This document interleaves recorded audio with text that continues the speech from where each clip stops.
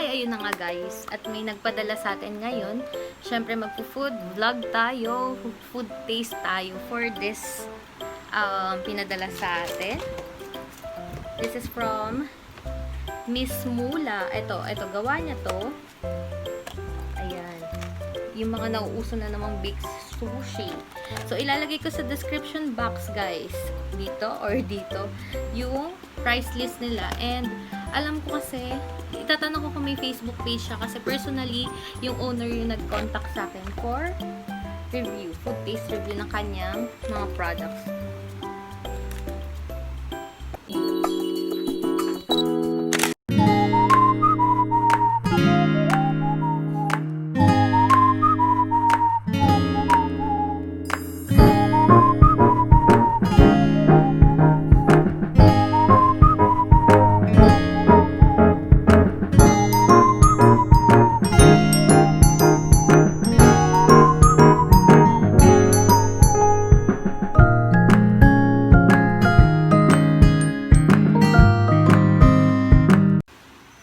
Guys, nagugutom na ako.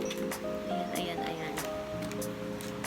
Ito, try na natin siya. Siyempre, may free din siyang ganito. Yung seaweed cracker. Yung favorite ko. Alam nyo na. Ayan. Kuha tayo ng isa. Alam mo guys, ito yung ganito ko. Yung seaweed cracker. Kaya kong papakin na. Sarap. So, uubos ko. Ay, grabe oh. Ayan siya, oh. Tapos, may mango on top. Para talaga siyang ano. Alam mo yung California Maki, guys. Ang sarap mo. So, pipino. So, ito pala is, keto food siya, guys. So, pwede sa mga nagda-diet.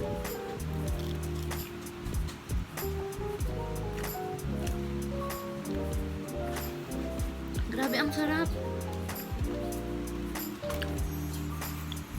Ang sarap niya. Ayan siya guys, so ang sarap. Tapos, meron pa siyang laman sa loob.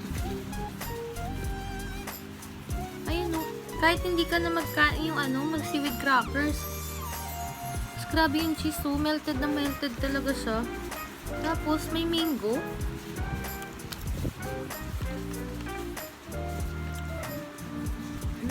Yummy.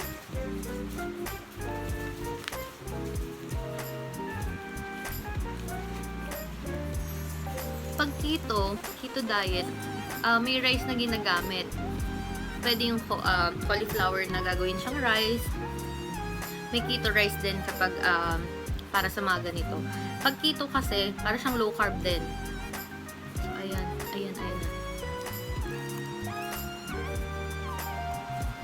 Ang sarap.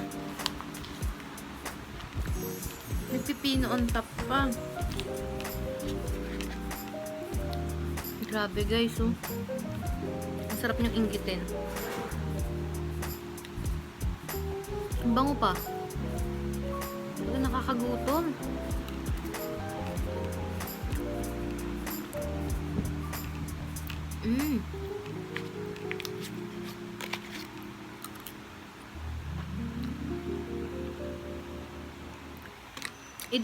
Itatag ko siya dito sa post na to para malaman nyo kung kanino pwedeng umorder directly sa owner, and sana magkaroon na siya ng FB page or Instagram account para makikita nyo yung lahat ng products na binibenta niya guys.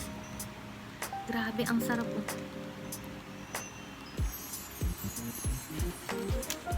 So next guys, eto may pinadala din sa akin na egg cut.